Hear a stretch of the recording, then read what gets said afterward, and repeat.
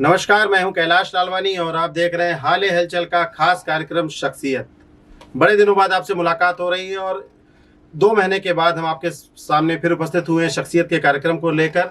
और इस बार हमारे बीच हैं बघेलखंड के युवा कलाकार, हास्य कलाकार, जिसे आज तक आपने यूट्यूब चैनल पर देखा होगा, कभी सीधी और रीवा तरफ के लोगों ने रामलीला में कभी देखा होगा या फिर थिएटर में देखा होगा। अविनाश तिवारी हमारे साथ मौजूद है हमारे स्टूडियो में आज। हम आपका बहुत बहुत स्वागत करते हैं अविनाश जी, आप यहाँ पर आए। अविनाश जी किसी पहचान के मोहताज तो नहीं हैं, लेकिन आप लोग इन्हें खासकर हास्य कलाकार के रूप में जानते होंगे। हम आपको बता दें कि मूलतः सीधी जिले के रहने वाले हैं। सीधी मुख्यालय में ही एक खजुरी नामक स्थान है, सीधी से सटा हुआ, वहाँ के निवासी हैं। और इनके पिता राम प्रसाद तिवारी जो मूलतः रामलीला मंडली के संचालक हैं, आदर्श इंद्रलोक रामलीला मंडली। और बचपन से ही आपने रामलीला को अपने घर पे पाया। रामलीला के जो कैरेक्टर थे वो आपके अंदर समाये हैं, चाहे कोई भी कैरेक्टर हो। आप यहाँ पर आए हैं, शहडोल पे आए हैं और शहडोल में आपका कुछ कार्यक्रम भी होना है बड़ा।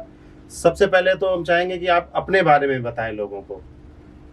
सबसे पहले तो आपको हमारा अविनाश तिवारी का राम राम, और जितने भी लोग देख रहे हैं उनको भी एक बार सबको हम प्रणाम करते हैं। और जैसे कि आपने कहा हम शहडोल में हैं, उससे पहले हम अपना परिचय, अब इतना ज़्यादा परिचय दे चुके हैं, फिर भी अविनाश तिवारी नाम है। और सीधी से 7 किलोमीटर दूर एक गांव है खजुरी, वहाँ का निवासी हूँ। पिताजी का नाम श्री रमेश प्रसाद तिवारी और माताजी का नाम बिमला तिवारी। और 2 भाई 1 बहन है। बड़ी बहन है, फिर मैं हूँ, फिर छोटा भाई भागवत करता है और मैं ये अभिनय करता हूँ। और बहन की शादी हो गई है। और जैसे आपने कहा कि रामलीला पूरा जो बचपन था तो पूरा रामलीला में था। घर पे जब हम लोग छोटे छोटे तब से देख रहे थे, तो पूरा घर, अब जैसे दशहरा आता था उससे पहले सारे कलाकार इकट्ठा होते थे। कोई राम का अभिनय कर रहा, कोई रावण का कर रहा, कोई, तो हम लोग बचपन से वही देखा। तो मन में ये था कि ये करना है, अभिनय करना है। और बचपन से जब घर पे टीवी देखते थे, तो मेरा घर ऐसा था कि मेरे घर बस में टीवी थी, पूरा गाँव इकट्ठा होकर रामायण महाभारत देखने आता था। तो हम दादी से कहते थे कि हमको भी टीवी में जाना है। तो बस उसी दादी को जो हमने कहा था उसी सपने को साकार करने निकले हैं। और आजकल सबसे बड़ा टीवी मोबाइल हो चुका है। बिल्कुल सही बात कि आजकल लोग टीवी तो कम देख रहे हैं, फोन ज्यादा देख रहे हैं। तो बस वहीं तक अब टीवी से मोबाइल पर आ गए आप। जी। लगभग 11 लाख लोग आपके सब्सक्राइबर है, आपके यूट्यूब चैनल को आपको फॉलो करते हैं। इतनी बड़ी संख्या, मतलब मुझे लगता है कि रीवा, सतना, सीधी, शहडोल या अखंडित अपन रीवा संभाग की बात कर लें तो उसके अलावा भी जो बाहर के लोग हैं, जो बघेलखंडी, मूलतः बघेलखंड को पसंद करते हैं, और भी लोग हैं जो उनको भाषा प्यारी लगती है, वो आपके फॉलोअर हैं। हम कभी सब्सक्राइबर पे हम नहीं जाते हैं कितने हैं क्या कैसे, क्योंकि मेरे अंदर एक भूख थी, मुझे और चाहिए और चाहिए।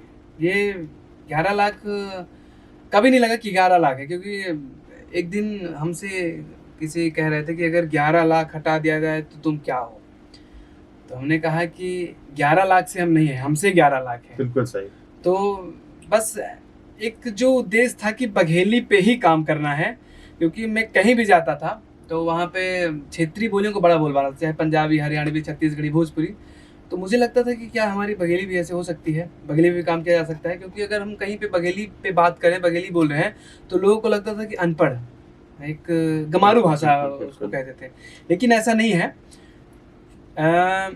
फिल्में ही भाषा के कदम को आगे बढ़ाती हैं। आज हम किसी भी भाषा को जान रहे हैं तो फिल्मों के माध्यम से जान रहे हैं। ये उद्देश्य को लेके चले थे और मुझे नहीं पता था कि ये जो सफ़र हमने शुरू किया है तो कहाँ से शुरू होगा और कहाँ पे ख़त्म होगा। जब मैंने बघेली पे काम किया, काम मजाक मजाक में शुरू हुआ था। मैंने रामलीला पे जब मैं कैरेक्टर करता था तो बघेली बोलता था, तो लोगों को बड़ा मज़ा आता था। उसी को हमने यूट्यूब पे शिफ्ट किया, जब बघेली पे किया तो लोगों को बड़ा मज़ा आया। तो काम मजाक मजाक में शुरू हुआ, कब जिम्मेदारी का रूप लिया मुझे खुद नहीं पता चला। अब तो दिन रात सिर्फ एक ही रहता है कि ऐसे क्या बना के दे दिया जाए कि पब्लिक को मज़ा आए। और उसके साथ साथ क्योंकि आजकल है क्या कि लोग शॉर्टकट अपना रहे हैं, व्यूज़ के लिए कुछ भी ऐसे कंटेंट बना रहे हैं ताकि लोग ज़्यादा देखें, बल्गर बना रहे हैं, गाली दे रहे हैं, सारी चीज़ें। तो उसके साथ साथ मुझे ऐसा था कि कम देखें लेकिन काम के देखें। बिल्कुल सही बात। मतलब पारिवारिक वीडियो बनाना है, पूरा परिवार एक साथ बैठ के देखे, एक फोन में 10 लोग बैठ के देखें। ऐसा नहीं कि 10 फोन में अलग अलग देखें, ऐसा नहीं था। तो वही चला था। अब तक हमने 300 से ज़्यादा काम किए हैं, तो बड़ा अच्छा लगता है कि काम जो हमने शुरू किया था वो अच्छा था, बेहतर था, तो लोगों ने पसंद किया। अब जिस काम में अकेले चले थे वो एक कारवा सा बन गया है। बहुत सारे यूट्यूबर भाई आ गए हैं, बहुत सारे लोग बघेली पे काम कर रहे हैं, तो जब पीछे मुड़ के देखते हैं तो लगता है कि काम हाँ, अच्छा किया था। तो जी 13 अगस्त 1993 को आपका जन्म हुआ और 30 साल भी मुझे नहीं लगता कि पूरे हुए हैं अभी, और 300 से ज़्यादा वीडियो आपने बनाए और इतना कारवां इतना बड़ा खड़ा कर दिया आपने अपने पीछे की। लगता नहीं आपको देख कर कि महज 30 साल का जो युवा, अभी 30 साल भी पूरे नहीं किए, इतनी छोटी सी उम्र में इतनी बड़ी सफलता आपको मिली है। एक कार्यक्रम आपके द्वारा यहाँ पर होता रहता है अभी। जी बिल्कुल। बहुत सारे ऐसे लोग हैं जो बघेली के नाम पे दुकान चलाते हैं, और मैं एक ऐसा कलाकार हूँ जो प्योर बघेली पे काम करता हूँ, बघेली के लिए काम करता हूँ। मैं अपने पैसे लगा के बघेली पे काम करता हूँ। यहाँ तक कि मेरे जो कार्ड छपते हैं वो प्रॉपर बघेली पे रहते हैं। और मैंने एक कार्यक्रम की शुरुआत की थी, बघेली बौछार, मतलब यूट्यूब के साथ साथ, यूट्यूब पे तो सभी देख रहे हैं, एक मंची कार्यक्रम, मंच के माध्यम से एक कार्यक्रम करना था जिसका नाम हमने बघेली बौछार रखा था। तो लोगों ने कहा कि यूट्यूब पे देखते हैं अलग बात है, ऐसे कार्यक्रम में लोग नहीं आते, वो भी बघेली के नाम पे। तो मैंने उनको दिखाया था कि नहीं, बघेली बौछार एक कार्यक्रम है। तो बस वो भी कार्यक्रम ऐसे मजाक में शुरू हुआ था, वो भी जिम्मेदारी ले लिया। हमने कहा चलो ठीक है, अब विंध्य क्षेत्र में जितने भी शहर हैं, हर शहर में जाके बघेली बौछार की जो बूंद की, जो बघेली में कहते हैं छिदिक्का, हम हर जगह पहुंचाएंगे। तो इस बार हम चल के शहडोल आए हैं। तो अपना यही उद्देश्य है कि यूट्यूब के साथ साथ मंच के माध्यम से भी बघेली बोली को एक ऊंचाई प्रदान करना। अगली 18 तारीख को शायद आपका कार्यक्रम है यहाँ पर शहडोल में, इसके पहले रीवा में, सतना में, और भी कई जिलों में आपने बेड़ा नोएडा में कार्यक्रम किए।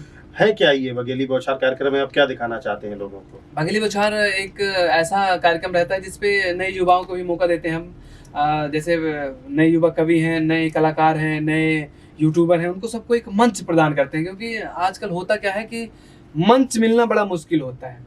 क्योंकि मैं मंच के लिए कितना परेशान हुआ हूँ, तो उस परेशानी को मैं दूर भी करने का प्रयास करता हूँ। मेरे अंदर ये चीज़ थी कि मुझे ये करना है, तो मैं बहुत भटका हूँ। तो मैं चाहता हूँ कि कोई भटके ना। तो अगर किसी के अंदर हुनर है, किसी के अंदर टैलेंट है, तो बघेली बौछार पे आके अपनी प्रतिभा दिखा सकता है। कुछ फिल्मों में भी आपने काम किया, कोई फिल्म भी आपकी आ रही है अभी? हाँ, अभी है क्या कि शुरू से ये था कि फिल्में ही भाषा के कदम को आगे बढ़ाती हैं। अगर हम चाहेंगे कि हमारी बघेली बोली को एक ऊंचाई प्रदान हो, तो फिल्मों के माध्यम से हो सकती हैं। तो बस वही प्रयासरत में लगे हैं। 2-3 फिल्में हैं, एक जैसे मेरी फिल्म है दुल्हई चाहे बम्बई वाली, एक है बुधिया जो बेटी बचाओ पे है, और एक अभी हिंदी फिल्म है कुमारापुर। तो ये सारी चीज़ें हैं। हम लोग एक चीज़ से मार खाते हैं, यहाँ कोई फाइनेंसर नहीं है जिसको हम प्रोड्यूसर कह सकते हैं। हम लोग कहते क्या है कि मतलब बाहर की ओर ज़्यादा भागते हैं। बहुत सारी चीज़ें, बहुत सारी प्रतिभाएं अपने घर पे हैं, तो वहाँ चीज़ों को महत्व नहीं देते हैं। शायद यही हम सबका दुर्भाग्य है कि आज जो बघेली बोली है उसको जब हम बाहर, जब फिल्मों में रजिस्टर्ड करवाते हैं, तो बताना पड़ता है कि है क्या।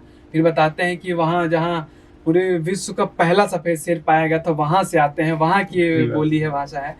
तो ठीक है, हो जाएगा आने वाला समय, मुझे बेहतर समझ में आ रहा है। क्योंकि आज 2022 है, 2022 से अगर पीछे मुड़ के देखते हैं तो बहुत सारा काम है, बेहतर काम हुआ है। 2017 से 22 देखते थे तो मुझे नहीं लगता था कि क्या होगा, लेकिन 22 से जब 17 देखते हैं तो लगता है कि 5 साल हुए आपको शुरू किए हुए। हाँ, बहुत काम हुआ है और आगे और भी बेहतर हो सकता है। एक बात और, हमारे दर्शक और खासकर जो युवा वर्ग है, अपन बघेलखंड की बात कर लें, लाखों की संख्या में यहाँ पर युवा है, आपके फॉलोअर भी बहुत हैं। आपके रीवा की अपन बात करें या सीधी की बात करें, तो जब आपने बीकॉम तक की पढ़ाई भी की है, आपकी पारिवारिक स्थिति भी अच्छी ही थी और आपको सपोर्ट भी परिवार से पर्याप्त था, लेकिन आप पढ़ाई करके कुछ नौकरी में जा सकते थे और कोई जॉब में जा सकते थे। आजकल जो युवा है तो कोई इंजीनियर, कोई डॉक्टर बनना चाहता है, नौकरी करना चाहता है। आपने ये पढ़ाई छोड़ के फिर वही जो पुश्तैनी था जी, वो ऐसा क्यों किया, नौकरी में क्यों नहीं गया? होता क्या है कि हमारे पापा ने कहा था कि क्या करना चाहते हो। अगर आप ये कहो कि बच्चा क्या करना चाहता है, तो बच्चा वही करेगा जो उसके मन है, और जो काम मन से होता है तो बेहतर होता है। अगर वो चाहते कि जबरदस्ती मुझे डॉक्टर बनाना चाहते, तो बिना मन के डॉक्टर बनते, तो पता चले कि वो पशु वाले डॉक्टर बन के इंसानों की इलाज करते, या फिर जबरदस्ती इंजीनियर बनाते, तो उस पर मन न लगता, कहीं ना कहीं लगता है यार हम ये नहीं करना चाहते। मतलब बच्चों को ये पूछो कि आप करना क्या चाहते हो, क्योंकि हर व्यक्ति एक काम के लिए परफेक्ट बना है। वो बस अपने अंदर झांके कि मैं किस काम के लिए बना हूँ। हर व्यक्ति, जैसे मैं सोचूं कि अब आपका अच्छा चल रहा है, मैं पत्रकार बन जाऊँ, तो ऐसा नहीं है। मैं कलाकार हूँ, हर व्यक्ति एक काम के लिए परफेक्ट बना है, बस वो अपने अंदर झांके कि मैं किस लिए बना हूँ, बस उसी में पागल की तरह लग जाए। क्योंकि पागल का फुल फॉर्म होता है प्रगतिशील, गतिशील, लगनशील, अपने काम के प्रति, काम फिर चाहे जो हो। जरूरी नहीं कि मतलब हम डॉक्टर बने, इंजीनियर बने, बने कलाकार। एक कलाकारी फील्ड ऐसी है जिसपे आदमी सब कुछ बन सकता है, चोर भी बन सकता है, पुलिस बन सकता है, डॉक्टर बन सकता है, इंजीनियर बन सकता है, सब कुछ बन सकता है। तो मुझे ये शुरू से था कि मुझे यही करना है, नौकरी नहीं करनी नहीं। है। बचपन से प्रेरणा मिली लगता है बाबूजी को देख के, वहाँ पर जो कलाकार आपके इर्द गिर्द लगते नहीं, थे, उन्होंने ये बड़ा नहीं, आकर्षण लगता होगा कि ये कैसे कर ले रहे हैं, कोई कोई भूमिका अदा कर रहा है रामलीला में, हाँ। कोई राम बना है, कोई लक्ष्मण बना है। नहीं आपने भी ऐसा, लंबे समय तक रामलीला में अनुभव हाँ, किया। उन्होंने ये नहीं कहा कि रामला ही करो, क्योंकि कोई भी बाप नहीं चाहता कि जो मैं करता हूँ तो मेरा बेटा वही करे। क्योंकि रामला की जो स्थिति है, रामला का जो बिल्कुल दौर है, सही तो वो धीरे धीरे विलुप्त होता जा रहा है। रामला वालों को लोग लीला वाले समझने लगे हैं, ठीक बात। है ना। और जो एक जब से टीवी आया था ना, तो रामला वालों का अच्छा लीला वाले, हाँ। तो और फिर एक ऐसे रामला में एक ऐसे किरदार को मैं निभा रहा था, जोकर। क्योंकि रामला के जोकर का होटल के नौकर का, गाड़ी के कलिंजर का कबो के हो नहीं कहा है। जोकरवा, नौकरवा, कलिंजरवा है, ये चीजें थी। तो वहां से एक लड़का ऐसे निकल के आता है और ये करके फिर तिवारी जी, अविनाश, तो ये चीजें मेरे लिए बहुत ये अच्छी थी। ये मैं साक्षात भगवान को धन्यवाद कहूँ, क्योंकि मेरे पिताजी ने रामला किया और भले ही पैसे के लिए किया, लेकिन पूरी रात ठंडी में जाग के खड़े होकर रामायण की मेहनत वाला काम होता है। चौपाई भगवान का नाम लिया, तो उसका ये फल था। एक मंथरा का रोल भी आपने बहुत समय तक किया रामलीला में, मतलब महिला का रोल था, आप युवक थे, कैसे करते थे वो, कैसा लगता था? मेरा ये था, जब मैं काम करना शुरू किया था तो बहुत दिन तक मैंने जोकर का रोल किया। इसके बाद फिर मुझे लगा कि कुछ और करना चाहिए, एक सीमित एक टैग लग जाएगा, वो जोकर वाला टैग लग जाएगा। तो फिर मैंने क्या सोचा कि विवाह के बाद एक होता है वनवास, जिस दिन राम जी वनवास जाते हैं, उस दिन का मेन हीरो होता है मंथरा, जिसकी वजह से मतलब राजा बनते बनते वनवास के हो जाते हैं। तो मुझे लगा ये करना है। तो रामला के जो कुछ पात्र होते थे वो जुगाड़ू वाला काम करते थे। जैसे दाढ़ी है तो बस वैसे जल्दी पाउडर वाउडर लगा के वो दाढ़ी छिपाने के लिए मंत्र जल्दी जल्दी में ऐसे सर ओढ़ के। तो मैंने कहा नहीं है, अगर ये करना है तो ऐसा बनना भी पड़ेगा। तो फिर मैंने कहा मैं बनूंगा। तो उन्होंने कहा नहीं कर पाओगे। मैंने कहा नहीं कर लूँगा। फिर उस समय दाढ़ी वाड़ी कम आती थी, तो पूरा बना के फिर प्रॉपर मंत्र रख दिया। मैंने रामला के जोन को पूरा फिल्मी तरीके से मैंने बदल दिया था। मतलब जैसा लंबा नहीं खींचना है, पब्लिक को जल्दी जल्दी चाहिए था, तो वो चीज़ें किया। फिर इसके बाद बड़ा अच्छा लगता है, क्योंकि अभी मैं जो मैं काम करता हूँ, तो मैं जो कैरेक्टर मैं करता हूँ तो उस पर मैं ढलने का प्रयास करता हूँ। अभी मैंने पिछले साल एक रक्षाबंधन पे किया था, तो एक पागल का अभिनय था। तो पागल के लिए मैंने दाढ़ी वाढ़ी बाल वाल सब बढ़ाए थे, एकदम फटे पुराने कपड़े, वो आप देखिएगा उसको एकदम प्रॉपर पागल की तरह बन गए थे। तो एक कलाकार जो होता है, तो जब तक वो अपने अंदर उस चरित्र को उतार नहीं लेता, तब तक हम पब्लिक को, मतलब पब्लिक को रियल चाहिए, पब्लिक को मूर्ख मत बना, रियल। यूट्यूब पे भी आपके जो व्यूअर हैं देखते हैं, मैंने भी देखा है आपको यूट्यूब पे कई बार जी। तो अभी जो आपने वेशभूषा बनाई, लगता है किसी खास किरदार में घुसना चाहते हैं, किरदार आपके अंदर घुसा हुआ है, एकदम बड़े बड़े बाल कर लिए हैं, दाढ़ी भी बढ़ा ली है, क्या हाँ। तैयारी चल रही है आपकी? ये था क्या कि मैं एक फिल्म कर रहा हूँ जिसका नाम बुधिया, वो बेटी बचाओ पे फिल्म है। वो एक ऐसे किसान की कहानी है जिसको एक खेत में एक बच्ची मिलती है, उसको पालता है। तो उसी पे ये कहानी थी। तो थोड़ा सा मैं पीछे हो गई उस चक्कर में। था क्या कि वो 1 साल पहले बन जानी थी, उसके लिए मैंने बाल वाल किए थे। तो फिर ऐसे कुछ दिक्कतें हैं जिसके लिए मुझे बाल वाल कटवाने पड़े। फिर से उसी कैरेक्टर में फिर से आ रहे हैं। 1 साल पीछे हो गए उस चक्कर में, लेकिन फिर से आ रहे हैं। वो बेटी बचाओ फिल्म है, उस पर एक लाइन थी जो उसको करने के बाद फिल्म आधी कंप्लीट है। वो जो लाइन हमने बोली थी, वो देखने के बाद मुझे खुद झकझोर दी थी। वो एक लाइन थी कि कभी कोख से मार गिराते, क्या बेटी में जान नहीं? कभी नोच कर खा जाते, क्या उसका सम्मान नहीं? अरे कब तक मारोगे बेटी को? बेटी से ही हम सब हैं, केवल बेटा पैदा करना है, ये तेरी शान नहीं, ये तेरी शान नहीं। एक बेटी बचाओ पे फिल्म थी। ये कहानी ऐसे अचानक आई थी। पिछले साल एक सीधी की घटना हुई थी सिमरिया की, कि एक 6 महीने की बिटिया खेत में मिली थी। तो होता क्या है कि हम लोग बेटे की चाह में कभी तो बेटियों को कोख में मरवा देते हैं, या तो पैदा होती है तो फेंक देते हैं, या तो बड़ी होती है तो उनके साथ बलात्कार हो जाते हैं। तो इसी पे एक फिल्म है जो हम कर रहे हैं। आपने कई किरदार निभाए, अभी फिल्में भी कर रहे हैं, नाटकीय मंचन भी किया है। कोई और हास्य कलाकार है, खासकर आपके जो यूट्यूब पे लोग देखते हैं, जी। बड़ा एक वर्ग है जो आपको देखता है, और हास्य कलाकार के रूप में कौन सा ऐसा किरदार या कौन सा ऐसा पल जो आपको हमेशा याद आता होगा, आनंद आ गया हो जिसको करने में? बुंदेलखंड भाषा में कुछ उसको बताएंगे हमारे दर्शकों को। हास्य वाला तो मेरे लिए नॉर्मल है, वो मैं बड़े आसानी से कर लेता हूँ। वो मेरे लिए एक तरीके से कहते हैं कि बाएँ हाथ का खेल, मुझे हँसाने वाला, एक हाथ से वाला। लेकिन जब जो चैलेंजिंग रोल रहते हैं तो उसको करने में मुझे बड़ा मज़ा आता है। मुझे लगता है कि यार कुछ मैंने किया है। क्योंकि जिस काम को, जैसे मान लीजिए कि आदमी खिचड़ी बना लेता है, खिचड़ी बड़ा आसान होता है। जैसे मैगी बड़ा जल्दी बना लेता है, तो उसमें कोई मेहनत नहीं लगती। अब मैगी बनाना 2 मिनट का काम है। और जब आदमी कुछ जैसे बघेलखंड की इदरहर बनाएगा तो उसपे मेहनत लगेगी, लेकिन उसको बनाने के बाद जो स्वाद उसका आएगा तो अलग ही मज़ा आएगा। तो मेरे लिए ये मैगी बनाने जैसा है, लोगों को हँसाना।